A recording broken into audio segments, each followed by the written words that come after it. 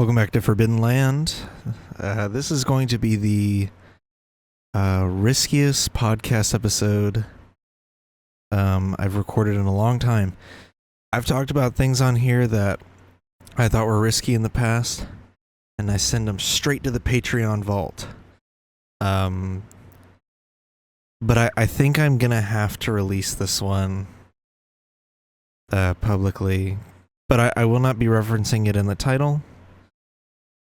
And I will be talking about it in a few minutes, but I'm going to be giving my thoughts on a creator that I used to be a pretty big fan of, used to be very invested in, and I want to give my thoughts on a current situation and my thoughts on a new situation that happened before all of this stuff. I will be talking about Ethan from H3.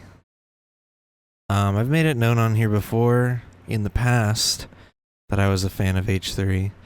I believe I've even removed a short where I did like a thing where I showed off my Teddy Fresh that I owned. Cringe. Gross. But I don't wear that stuff anymore in public because frankly I'm embarrassed. I don't want to be seen supporting that stuff anymore. Yeah, I did. I unlisted it. So before I talk about the new situation, let's talk about some interesting stuff. I want to talk about this recent interview with Kamala Harris. She was asked if she thinks she will lose the election due to their policies on the war in Gaza. How risky is it that you could lose the election? Well, it is undeniable that it is something that everyone is aware of what is happening there. I speak publicly all the time about the fact that there are so many tragic stories coming from Gaza, and so I will cut it off because from here on out it's the same stuff she's been repeating since the DNC, where there's tragic stories coming out of Gaza and untold numbers of deaths. But remember, 1,200, or I think she says 1,300, Israelis died on October 7th a year ago. And many rapes occurred. That is what she says every time. She sums up the Palestinian death toll into a neat little bubble, doesn't reference any of the horrific crimes that the IDF has been committing during this entire genocide. Doesn't mention any of that. Like how there are confirmed reports of sexual assault and rapes against Palestinian prisoners. There's a movement in Israel to make it legal for the IDF to do whatever they want pretty much to Palestinian prisoners. That the death toll was last reported at over 40,000 and that it's likely way higher than that, but we won't know because the people reporting those numbers are either gone or dead. And it was the Gaza Health Ministry, which has seemingly been completely dissolved at this point, in any functional capacity. And so when she talks about this stuff, it's really upsetting how she goes, it's tragic what's happening to the Palestinians, but let's remember how this all started. And doesn't mention any of the stuff leading up to this, or any of that. So she has not changed her messaging on Gaza whatsoever. She'll keep repeating what Hamas did to the Israelis on October 7th, 2023. She won't then go on to explain what the IDF has been doing to the Palestinians since October 7th, but even leading up to October 7th. They won't talk about something like that. That would be like, I mean, like, hell would freeze over by the time that this administration talks about anything like that. So it's been asked of her if she thinks her chances in Michigan are lowered because there's a sizable Arab community in Michigan, specifically in places like Dearborn, and it has been up in the air that she might have a significant chance of losing Michigan. And let's go back to my prediction map here, where if she loses Michigan, then I mean, it makes the race tight. And if she loses Wisconsin, it's even tighter. She would have to win these two swing states, Pennsylvania and North Carolina. She could lose Nevada and Georgia and Wisconsin and Michigan and only have to win the states around the side, Arizona, New Mexico, Colorado, Oregon, Washington, California, Minnesota, Illinois, New York, all of the New England states, Virginia, North Carolina, parts of Maine. She could win all of those and squeak by with 2 electoral votes. But it's not a good look when the president wins an election, when a future president only won by 2 electoral votes. Not a good look. 3 electoral votes, I guess, if you want to be pedantic about it. She needs Michigan and Wisconsin to squeeze past the finish line, quote unquote, comfortably. She's not changed her position on the ongoing genocide in Palestine or any of that. And it's really disappointing. It's one of the things that killed this campaign's momentum, is telling young people about a month into the large Brat Summer momentum for the campaign, hey guys, by the way, I know I'm new and young and fresh, but I actually agree with Biden on almost everything. And then everybody goes, oh, that's not good. They're like, wait, there were 2 big reasons we wanted Biden out. One was that he's old, and you already checked that box. But the other one was that his policies were moderate at best and conservative at worst. They were dog shit. And now you're telling us they're the same?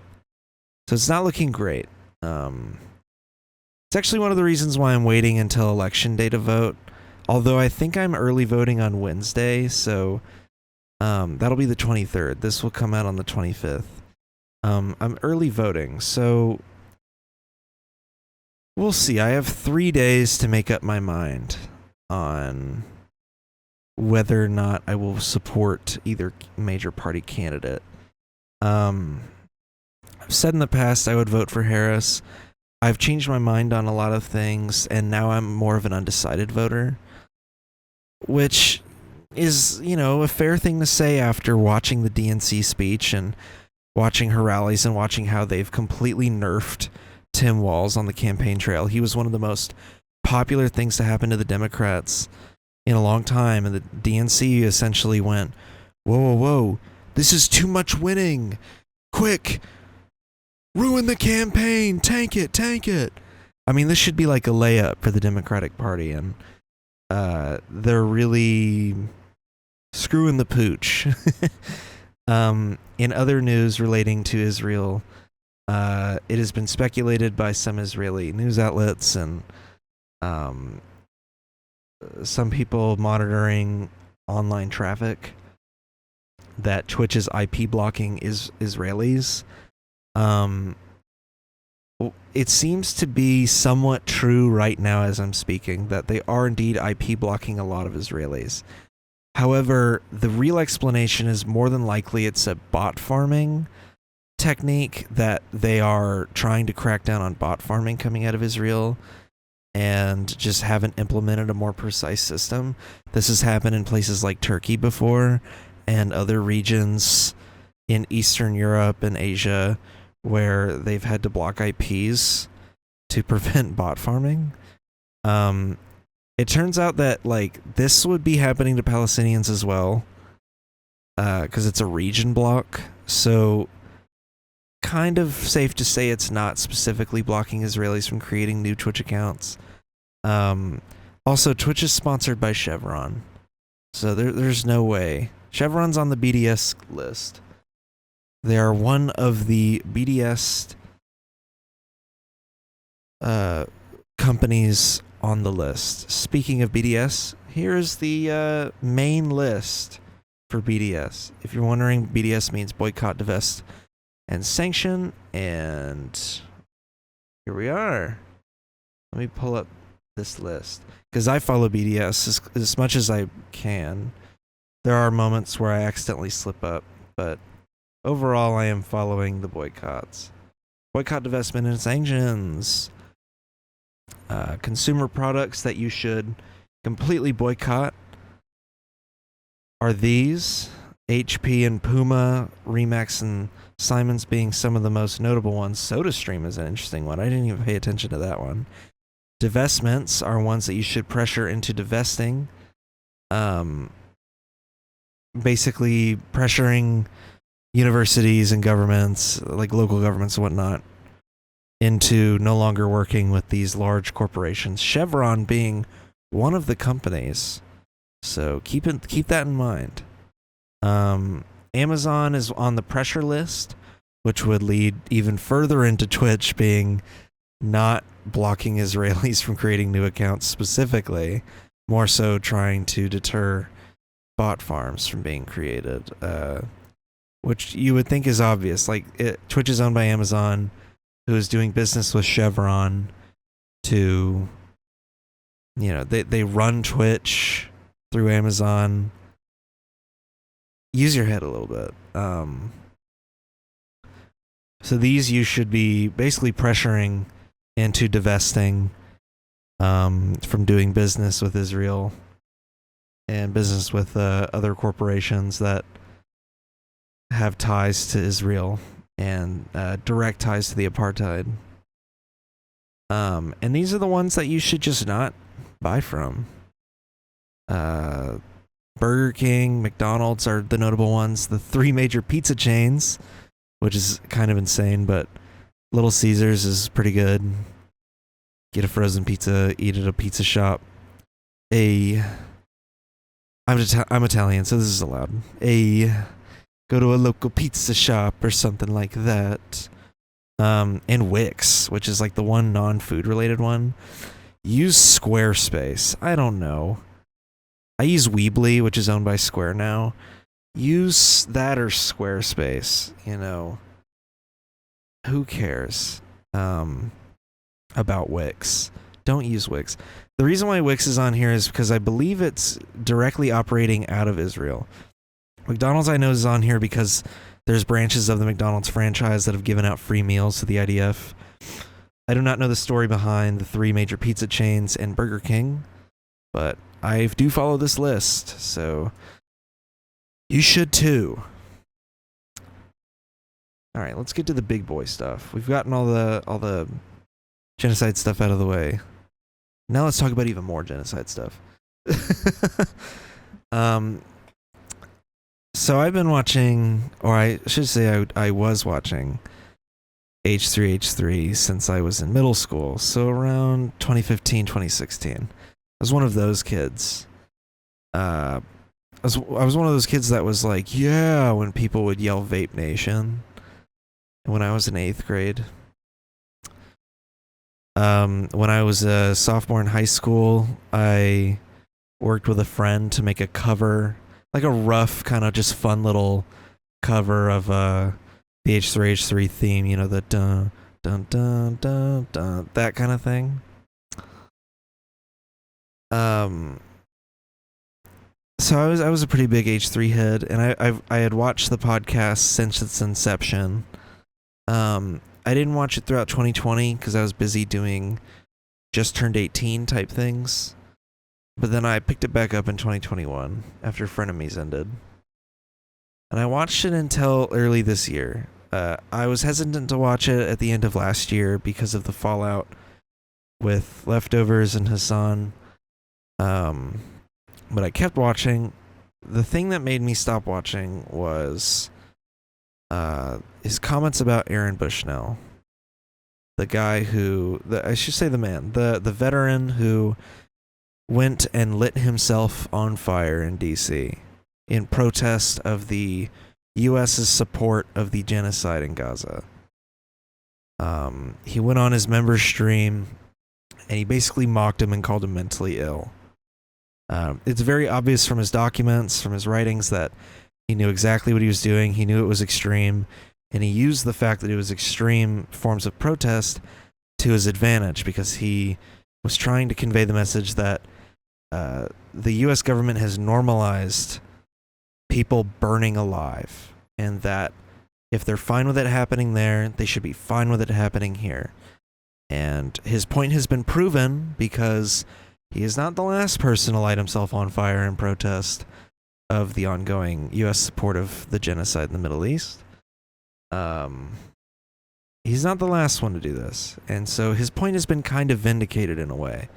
It's been proven that the U.S. government really does not care much about this kind of thing happening to people, even when it's its own citizens. So he made those comments, and I decided, you know what? I've put up with enough now. I've been through enough with this podcast. I'm going to stop watching. Since then, I've been out of the loop since around that time that he made those comments. I think it was around February or March. I don't remember. But I've stopped watching, and I've been out of the loop. So I've heard like a few times where he's gone off the handle a little bit about like Hassan's fans, quote unquote. Hassan's fans. I'm a big Hassan watcher. He's the one that led me down this path of viewing the world the way that I do. And my thoughts are this.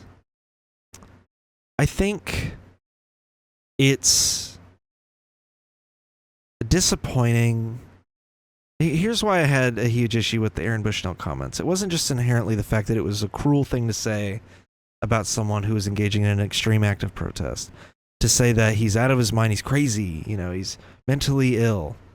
You have to be super mentally ill to kill yourself like that, as if that was what he was going for, is that he just wanted to kill himself.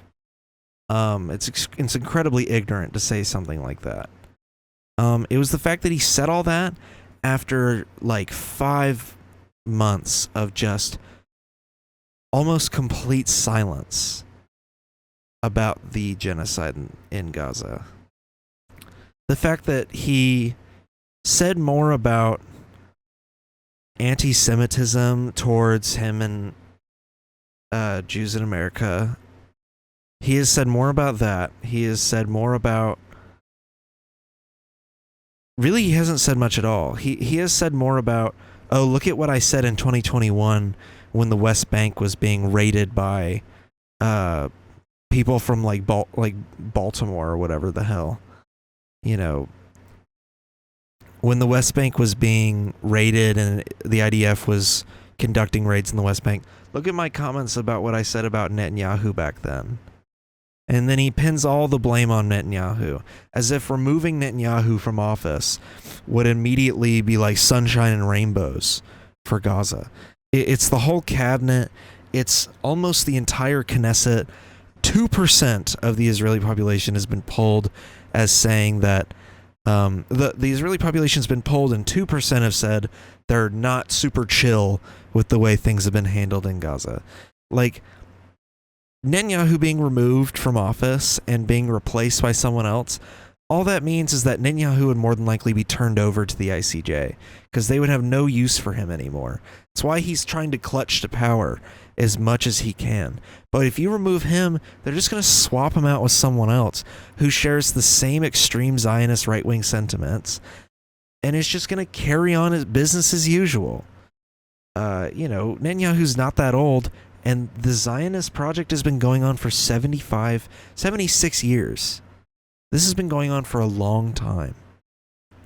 Netanyahu's not the architect of what's going on in Gaza. This is the culmination of a long-term project that the Zionist ideology has been building for, more than 76 years, but at the very least 76 years. And he keeps pointing to this statement that, oh, look at what I said about Netanyahu in 2021. Look at what I said about the West Bank raids in 2021. That's how I feel about the ongoing war in Gaza. And to that I go, that's not enough. Members of his crew say things publicly about what's going on, and especially AB as being someone who is, from Dearborn, Michigan, which has a high Arab population, a high Muslim population. He has spoken out. His wife is Lebanese. He has spoken about Lebanon. And, there are people that say he doesn't say enough. I think he's saying plenty. And he's saying more than what Ethan says. And that was what was so disheartening about it, is that after not saying anything for months, the first thing he has to say is just disrespectful comments about a man who engaged in an extreme act of protest, recognizing his position as a former service member, knowing that the symbolism would ring out, the symbolism would draw attention to it, and the message behind it is to point out the hypocrisy of the United States government and with the extremes that they are willing to tolerate. It's really gross that was the first thing he said in months about it. And so I stopped watching, and I'm glad I don't watch anymore, because it's given me a chance to step back and really analyze what that podcast represents. It represents knee-jerk reaction chaos, in my opinion. It reminds me of someone who is a teenager and doesn't understand that their words might have consequences. That what they say might hurt people. That if they get something wrong, the consequences reverberate. I think that's how you're supposed to say that. Reverberate for a long time. I was willing to not really forgive, but ignore a lot of the blemishes of the H3 podcast. And now I can look back and go, I really should not have put up with that. I should have stopped watching right then and there. Like when he did the chestnuts roasting over the open fire thing during Cutie's situation in January 2023. I don't want to say what it is. I don't want to draw attention to it. What the situation was about, but it was not a good look. In my opinion, I think that episode actually should have been removed. However, I think you can still find it. It's the Rebecca Black guest episode. It's when she leaves, they then continue the show for no reason. Some of the crew are confused as to why they're still going. And he just continues the show. And then that moment spawns, and then you're like, well, damn, I wish he did stop the damn show after she left. Holy shit. Yeah, he has said a lot of horrible things. Things that should not have been so easily forgiven by a lot of his community. He has now come out with pretty much a full episode dedicated to taking clips and either misinterpreting them in the worst way possible or clipping them in the worst context possible about Hassan, saying that Hassan loves Hamas, that Hassan fosters anti-Semitism in his community, which is not true, which is ironic because the day that episode was airing, Hassan had 2 anti-Zionist Jews on his stream. Felix, and I think a guy named Noah. I don't know him too much.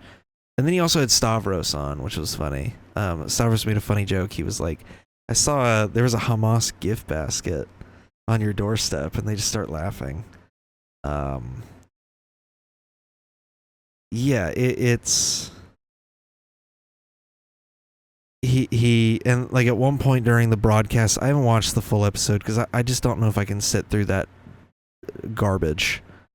There's a segment where he pulls up a clip of Hassan talking to, I think, the Yemeni pirate kid, and who is not a Houthi, by the way. Let's just clear that up. He's not a part of the Houthis. He's just some teenage kid who's like 19, who's just like basically like a ragtag pirate in Yemen. He's one of the almost every Yemeni people that have guns. And he's just like a low-level pirate who likes One Piece. He pulled up a clip of Hassan talking to him, and the clip is titled Hamas Abi. And it turns out that clip came from a Destiny community. I mean, that's just... That right there should tell you where that episode was at. That they're pulling up clips named Hamas Abi. How no one in that crew pushed back on an episode like this, I don't know. But yeah, and so he's conflating anti-Semitism with calling people Zionists. When you call someone a Zionist, he claims that you're being anti-Semitic because you're basically going Jew, like in an anti-Semitic way. That's not how that term is used. In fact, there's probably more Zionist Christians than there are Zionist Jews. So really not an apt comparison. Zionism is just an ideology. It's an extremist ideology that thinks Israel has every right to just colonize as much as it wants and expand as much as it wants to reclaim the homeland for the Jews, is what it claims. And a lot of Jewish people do not subscribe to that. Most notably, a lot of Orthodox Jews are very against the idea of Zionism. Jewish Voice for Peace is a big example of an organization that is not down with Zionism. In fact, speaking of Jewish Voice for Peace, Ethan has equated them to the Capo during the Holocaust. The Capo being Jews who sold out other Jews to the Nazis during the Holocaust. And so that's who he equated Jewish Voice for Peace to. He is called the only Arab Jew on the Arabs podcast. He's equated him to being a Candace Owens figure, basically someone who tokenizes themselves for a political agenda. That's insane. He claims that the podcast that I just mentioned, which has Frogan and a guy named Capri Sun, I think, and the dude I just mentioned, they did a tier list at TwitchCon, sponsored by Chevron, by the way, where they ranked people who were like Arab coded, who could say Habibi. And one of the tiers at the bottom was Love Sabra, which is a famous hummus brand in America. Notably one of the worst hummus brands if you are a hummus connoisseur. I don't like hummus, and I've been told the reason is because the only hummus I've ever had is from Sabra. And that if I had actual homemade hummus from someone who knows how to make it properly, I would probably like it. Which might be true. The only hummus I've ever had is Sabra, and honestly, it tasted like absolute dog shit. You can call me anti-Semitic for saying that, but I don't think that makes me anti-Semitic, by the way, just for the record. I just don't like Sabra hummus. He's saying that tier, the Love Sabra tier, is basically like a secret code for loves Israeli Jews. Because I guess Sabra translates to some kind of meaning behind, like, Israel or something like that. I don't know. He really twisted himself into a knot trying to explain that one. So it's just this whole, like, cascade of stuff. They're calling it Hummusgate, by the way, if you're wondering. It's this whole cascade of stuff that's been happening over the course of, like, 5 days. From the Hassan episode to the Hummusgate. His subreddit seems to be in support of him doing all this, although I'm unsure if that's even accurate, because the mods have been sniping people left and right. I have refused to comment in that subreddit. I still have the Hasanabi head flare in that subreddit, and it's not available anymore, and so I don't want to get, like, banned and lose that. I have a rare flare. I feel as if I comment one, it's just going to get deleted anyway. But people have been getting banned left and right from posting, from commenting, stuff that's even remotely negative about Ethan. There was some guy that put like a 3 screenshot long, like well thought out thing in one of the or like in a post, just this really well thought out statement, and it got wiped like immediately by the mods, which is really odd.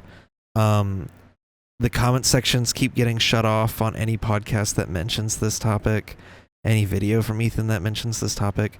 So it's really skewed to know whether or not his community supports this or not. But before the comments were disabled on the Hassan episode, all of the top comments were from paying H3 members.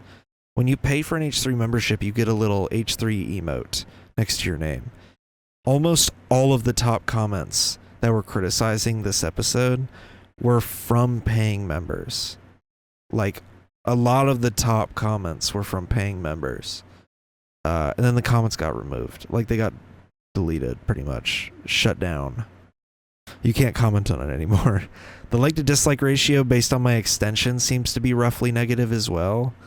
I've heard that the comments were pretty bad on the members only episode, which those got turned off as well. The subreddit is overwhelmingly positive because people keep getting banned. Twitter is not a fan of him right now. The Hassan subreddit, not a fan. The H3 Snark subreddit has been turned into, from like what used to be viewed as somewhat of a strange subreddit, to being like just a safe haven for people who got banned from the H3 subreddit, because so many have been banned now. And I've been going through it. I used to think they were nuts. They got some decent points. They don't put up with a lot of the shit like H3 fans do. And honestly, I think that's a result of me being in a sort of cult-like mindset when I was a fan of H3. So if you're a fan of them, maybe step back and reasonably analyze the things that make you uncomfortable about the show that you just choose to ignore.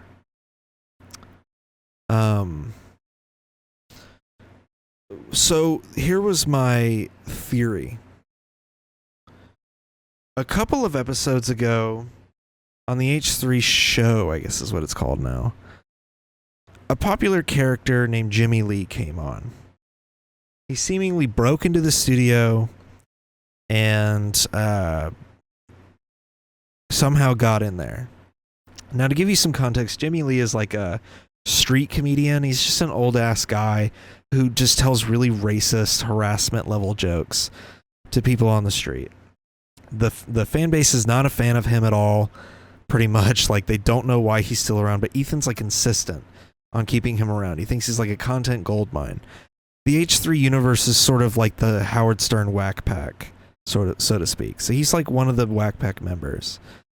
Well, because I haven't watched in a while, it seems that he has not been on in a long time. According to them, at a recent live show, he basically harassed one of the assistant production staff members, like assistant producers of the production, and like pretty much assaulted her, from what it sounds like. I watched those clips before all of this, and it was addressed when he came into the studio. Ethan at first is like, I don't know anything about this. And the producer and his wife are like, yes, you do. And then he's like, oh, I didn't internalize this.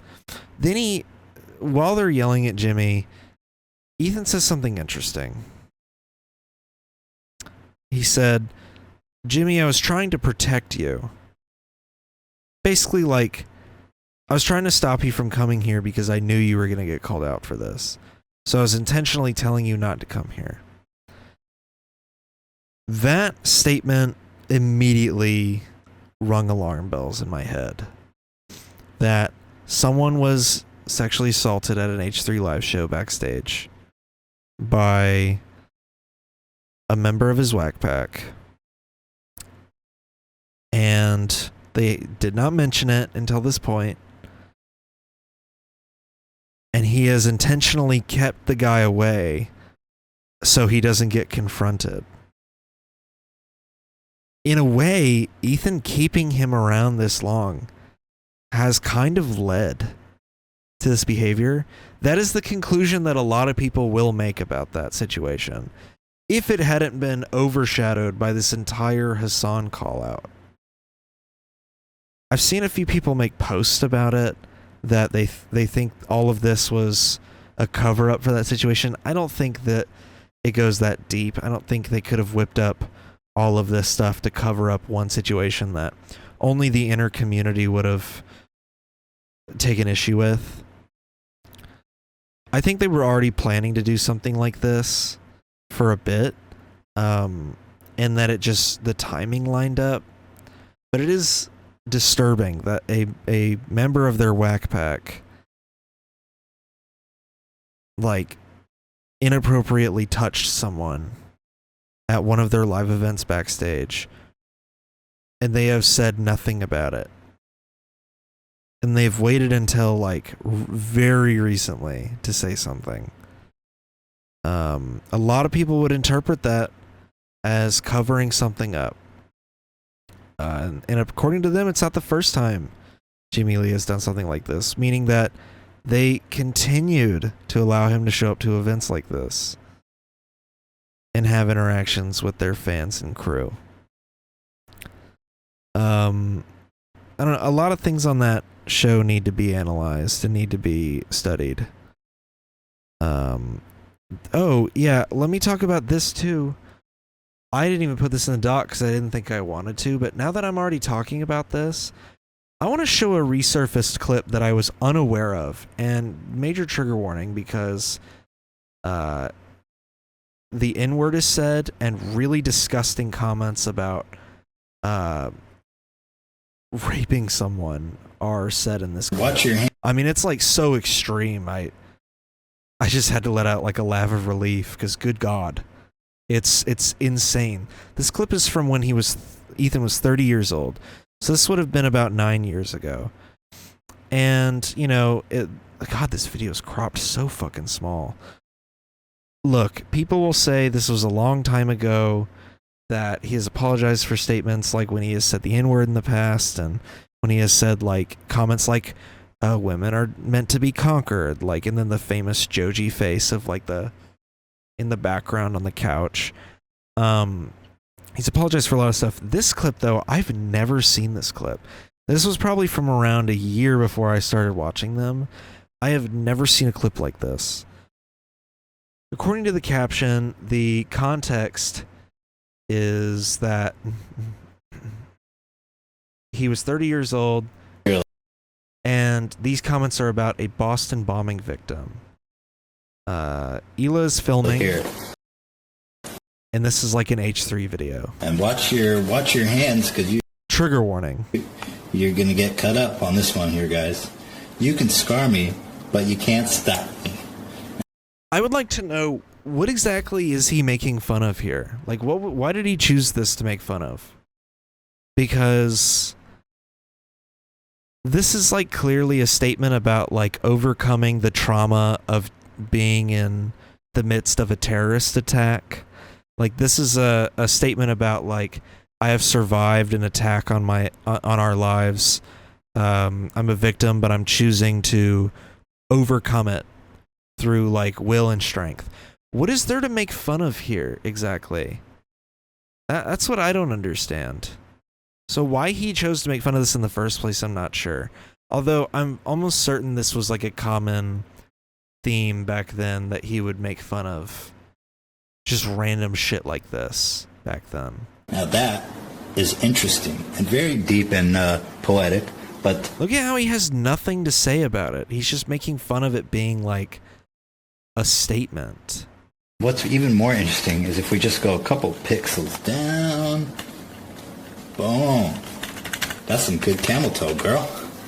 Yeah, nothing like making a political statement like showing off that camel hoof, girl. Yeah, let me get down with that shit, boy. Get smell. I'm gonna censor this part. I think I've made the executive decision to censor this part. So I'll have to remember at 38 minutes to censor this, but here, let me just write it down. 38 minutes. Because I don't want to show the picture. I just want to show the clip. So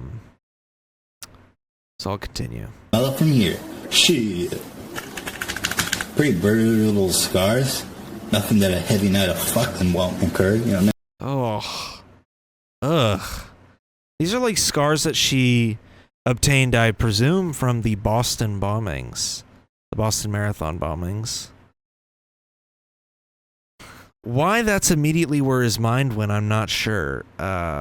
Just keep in mind that 2 years later, he would start the H3 podcast. If this clip takes place in 2015. Although I feel like this clip is older. This clip looks like from when they lived in Israel. So I'm assuming this clip is actually older than that.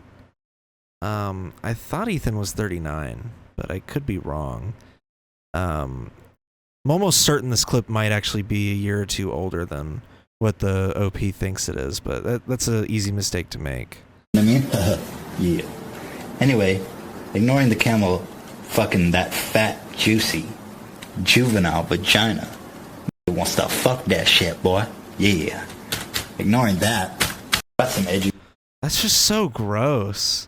Also, I have to remember to censor the N-word in that clip too. I don't usually let the N-word be said by white people on this podcast. But why he decided to say something like that, I'm not sure. I don't know why this clip isn't being passed around more. Dude says the N-word, mocks a black scent almost, like a stereotypical black scent. Says that she can overcome her scars by a good night of fucking, he says. That's just so gross. And it's not a good look. People have been calling him Zionist. A white guy living in Israel saying the N-word and talking about how all she needs is just a good night of having sex and that'll have her overcome the trauma of what she went through. Saying something like that, that's some Sneeko shit. Is that not almost verbatim what Sneeko was saying about Chad a couple of years ago? Y'all remember that? That incredibly disgusting thing that Sneeko said about Chad, how he said all she needs is just a dude to, insert disgusting quote along the same lines in there. And then he got suspended for it. It's disgusting. Is that not the exact same statement? Oh, all that Boston bombing victim needs is just a good old night of, a dude, having sex with her. Like, I don't even want to say it. It's grossing me out. I don't even want to, paraphrase what he said. That clip is just so gross. I want to know what he says about that clip. He probably won't see it because he's not on Twitter, he says, even though he gets all his fucking screenshots from Twitter and puts them on his Instagram stories, so he might as well be on Twitter. Remember when he quit Twitter because he told a gay guy to go to Gaza and get thrown off a building for being gay? Or he might have not said get thrown off a building, but he said Hamas would kill him in Gaza for being gay. Remember when he said that to a guy? And then he immediately pretty much had to backtrack on it and then leave Twitter after that? Yeah, hey man, how about you just stop looking at Twitter altogether? That'd be nice. Just stop going on Twitter. Perfect solution to all your problems. It's just so gross. I can't believe I let that slide too. Remember how I mentioned that I stopped watching at the beginning of the year? He did that shit a year ago. The Gaza comment. That's when I should have stopped watching. That shit was disgusting and racist. Saying that, oh yeah, tough guy, go be gay in Gaza and Hamas will just murder you on the spot. As if there aren't gay and LGBT Palestinians all over the place in Gaza. As if there aren't gay couples in Gaza. God, it's almost like every region and culture have the same, conservative issues that America has, where go to Alabama and be gay in public in a random town. You're going to get stares, you're going to get threats. That's just a thing. There are gay people in Palestine. I think Hamas has bigger fish to fry right now. Saying that to a guy, being like, oh, you want to be gay? Why don't you go to Gaza and be gay and see what happens? That's so gross. It's just so gross.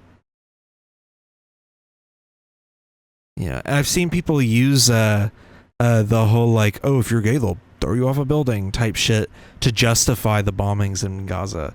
And I'm like, then why don't we go wipe out a random rural town in Alabama with that same logic?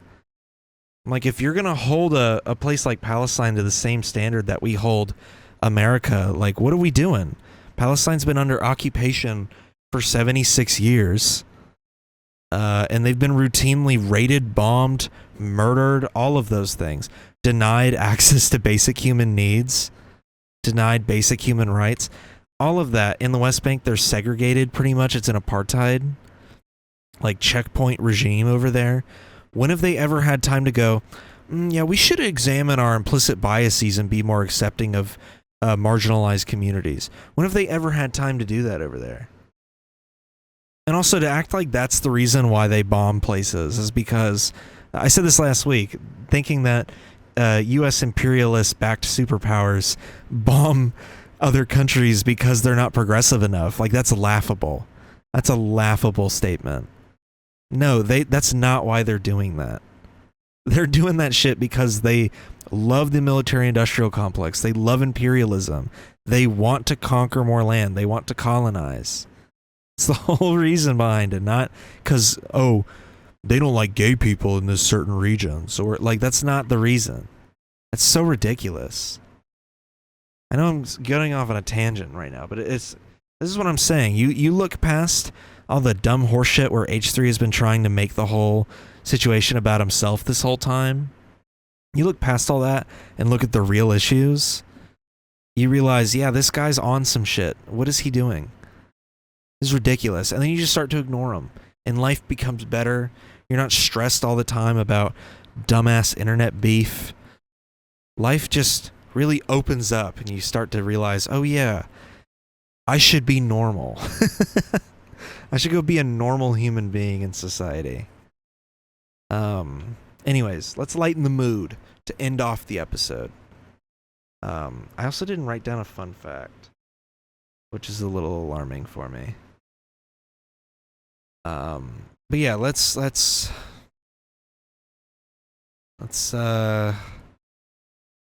end the episode on a lighter note. I've said my piece. I don't know what I'm gonna title this, since I already said I probably won't title it H3 or anything like that, because I don't want to get harassed, doxxed, threatened. Let's be real, a lot of the H3 fans are rabid. I used to be a religious watcher of that podcast. Some of their fans are rabid. So you do not want to be on the other end of the stick when it comes to the H3 fans. Not all of them, a lot of them. Enough of them. So I want to show you this funny ass video of this goblin troll Trump supporter who like crawled out of the swamp to say this. This shit's insane. Sexist shit! And no, I don't have to talk to you politely. You sexist shit! In Jasper County, motherfuckers, I'm coming for you. You motherfuckers, I'm coming for you. Yeah.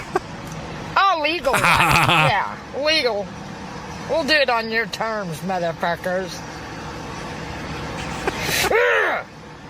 Our government needs stopped. Stopped. Sex. Motherfuckers. I just love the way that she says things. I love her face, dude. It's so funny. How do you even look like that? This has to be like a bit. It has to be like makeup. How do you even look like that? I've seen where people are like, the more you support alt-right conservatism, the more it just rots your body because of how evil it is. Dude, it has to be true. It has to be true. It's so funny. I want to know the context behind that clip too. I think that's only like a snippet of the full video. I think the full video is like a full minute. Scared yet? God. I think she's talking about like election fraud or something. Like, you think we're gonna use your laws, motherfucker? Like, I think she's literally talking about elections, election integrity. That's so funny. This one is this video I saw of these security guards. These security guards are like trying to apprehend a Mexican student. According to the OP, it's a Mexican student, and they're trying to apprehend him for something. and he's resisting. He's a teenager. Of course he's going to resist. They're just security personnel. So here, watch this. So Viking Security is a crazy name. So they get him on the ground. They've pretty much subdued him at this point. Watch this bald ass thumb. He's up. He's like, okay, yeah, the dude's pretty much on the ground. They just have to wait on the school SRO to get there and place him under arrest, right? Boom. Kicks him straight in the head. No reason. This is literally the reason why BLM protests exist. Why people call out police brutality and stuff. This guy's not even a cop. He's like one step removed. He has the same power trip complex that cops have. He goes, I'm feeling real emotional. I'm feeling angry about this kid. He gave us a hard time about trying to apprehend him. You know what? Fuck you. And then he just kicks him in the head. Me and this guy, I think I told this story last week, that me and this older guy were talking about police corruption, and he was like, and look, you know, when they're done in a police chase, they're too emotional. They're too roided up on the emotions of the chase. You know, you just made them chase you across town. Now they're going to rip you out of the car. You've already stopped for them. They're going to rip you out of the car, throw you on the ground, put their knee on your neck or into your back. All this unnecessary force, all because you wasted their time by taking them on a police chase. They operate completely emotionally.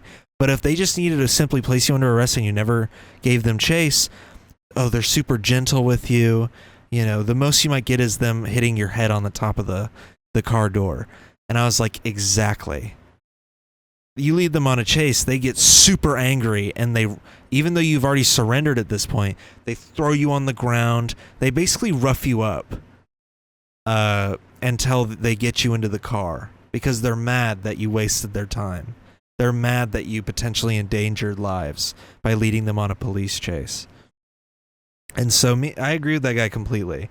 And so that's the same thing this guy's doing. Like I said, this was going to be a fun note to end on, and here I am talking about police brutality. So now this teacher steps in. This guy's a teacher. He steps in and just starts going crazy on this security guard. And the cops have to like break it up.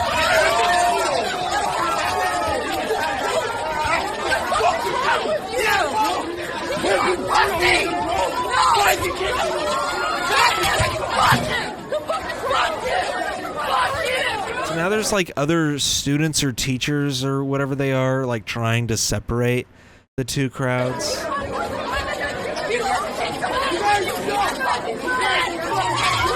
The security guard then goes in for a punch. This guy definitely got fired, by the way. There's no way they didn't fire his ass. It's huge liability. You know, if he wanted to be the bigger man, one, he wouldn't have kicked that kid in the head. But two, he wouldn't have then gone back and punched the dude in the face. Isn't a security guard's job to like de-escalate and remove people from the premises? Not go back in for a revenge punch on a guy that's clearly disengaged after getting the guy away from the kid. Now it's pretty much a brawl. The police have now stepped in.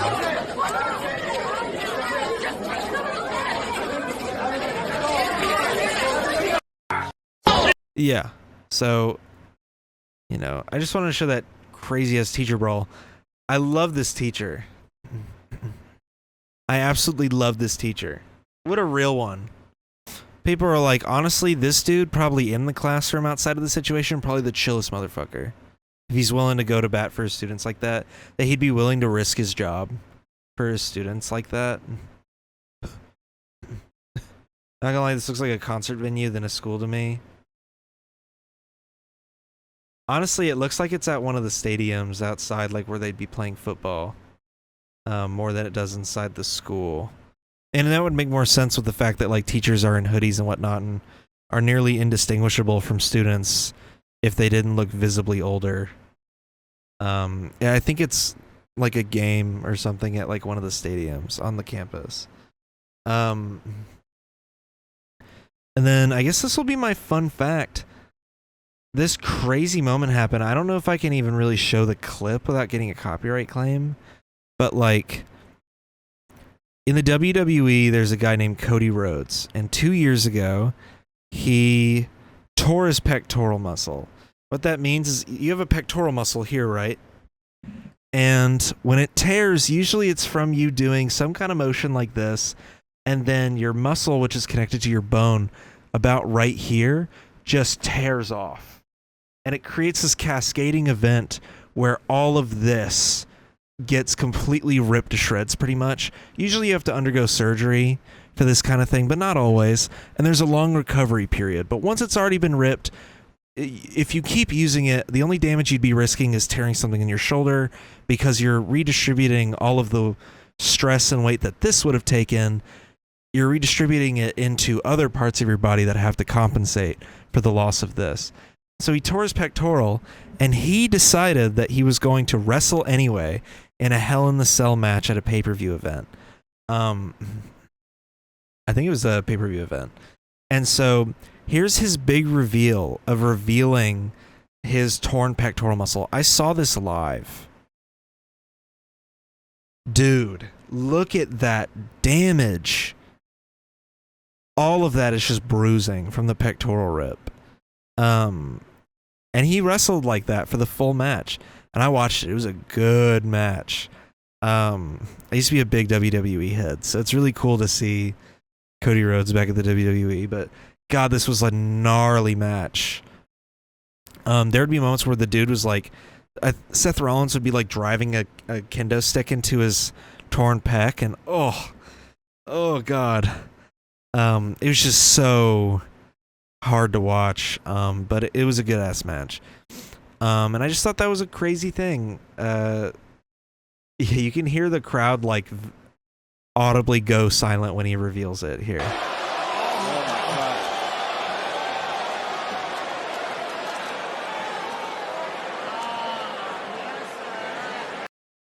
Gentlemen, I visibly watched my audio levels drop about 10 decibels over that full like period. So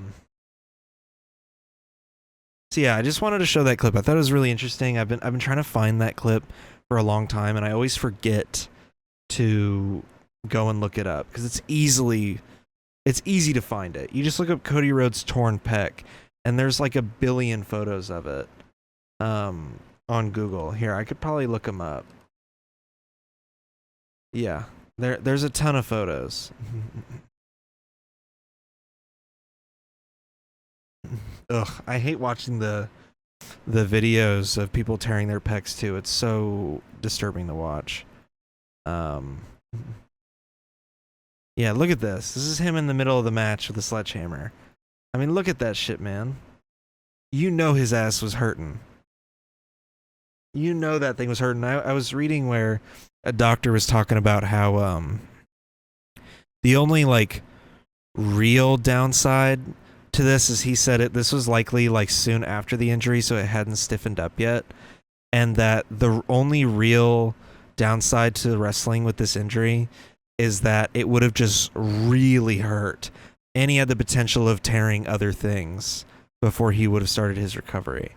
But yeah, it would have just been like, this would have hurt like hell during the match, and that like he probably was on a lot of pain meds during that match. My ass wouldn't have been able to wrestle a full like hour-long match like that, or however long the match was. I know it was long. I wouldn't have been able to wrestle a match like that with an injury like that. So pretty cool stuff. Yeah. That's pretty much the end of the episode. Interesting episode for me to do. Usually I don't talk about creators like that. Last week I talked about Asmongold, but who gave a fuck? You know, nobody watched that episode. So I think I got away pretty scot-free. This one I'm nervous about. I've talked about Boogie before. I've talked about Keemstar before. I've talked about Dream. All of those episodes went to the vault because I didn't want the vitriol from their communities. This will be going on YouTube. So I will have to be watching my back when this comes out. If anyone sees it, I am in the complicated spot of, damn, I just got made fun of in the group chat. I'll have to debate whether or not I actually have the balls to title this episode about what I actually talked about. Maybe I'll just title it Anti-Semitism. That seems like a fitting title for what we talked about. There is real anti-Semitism out there. People like Sneeko, Fresh and Fit, all them who just got unbanned on Twitch.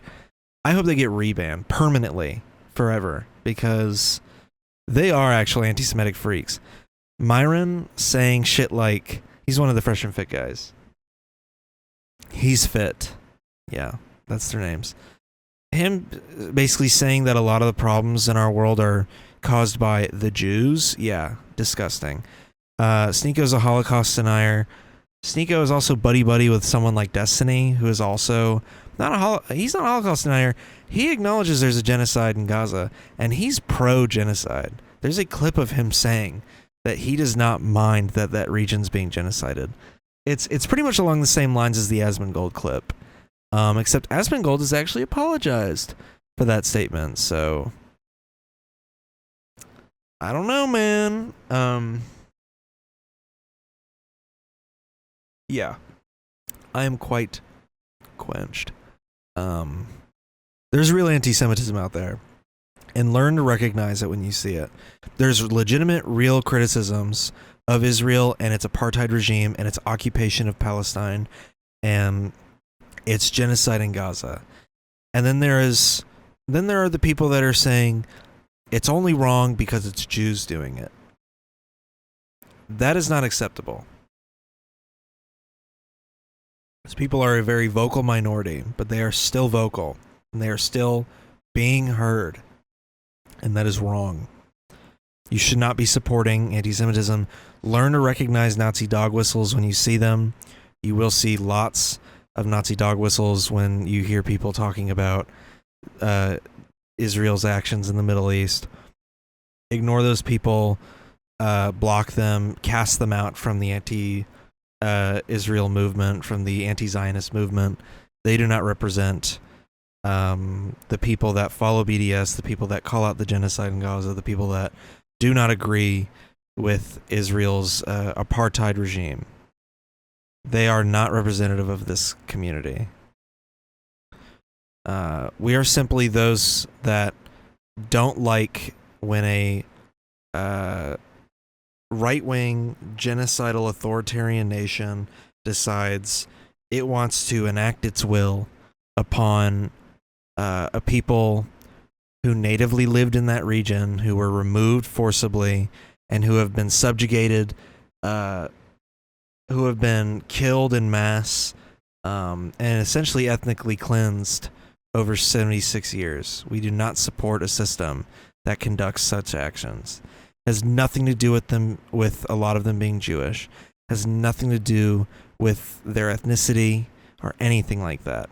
Has everything to do with their disgusting, authoritarian, rooted in white supremacy ideology, their colonialism, racist ideology. You know, the authoritarian Zionist Israelis in Israel are the problem. And eventually this will end, you know. Eventually the genocide will stop. Hopefully it's before they're done killing everybody. That would be the goal. And we should keep pressuring our government, the biggest facilitators of this genocide. We should keep pressuring the U.S. government into an arms embargo. The Harris campaign sees the writing on the wall based on the clip I showed at the beginning of this episode. They see the writing on the wall. They know that the people are not okay with these actions. That there are enough of them where it might cost them Michigan, which is a big deal. So, anyway, thank you for watching if you watched this far. We are on pretty much every streaming podcast service. If you want to listen to the audio versions of these, like while you're driving or while you're working out or whatever you are doing. I've been told I'm a freak for listening to podcasts while working out. Don't listen to the haters. Keep listening to podcasts when you're working out. I personally listen to Even More News and Fear and Let's Read. I listen to those. Those are my recommended podcasts when you're done watching this one. The next episode will be, I don't know. It'll be next Friday, but I don't know what it's going to be about. I can't see the future. And then the episode after that will be the Forbidden FM episode, where we, do the election. Yay, the election's in, as of this recording, in 2 weeks. As of the time this comes out, in a week and a half. Go vote. I'm not going to tell you who to vote for, but go vote. Follow us on, or subscribe to us on Patreon. For $10 a month, you get bonus content, and there are other tiers as well, but the $10 and up ones get bonus content. But you can subscribe for less than that just to support this podcast. It'll be patreon.com/forbiddenlandpod. Thank you for watching, and thank you for listening, and I will see you next week. Free Palestine.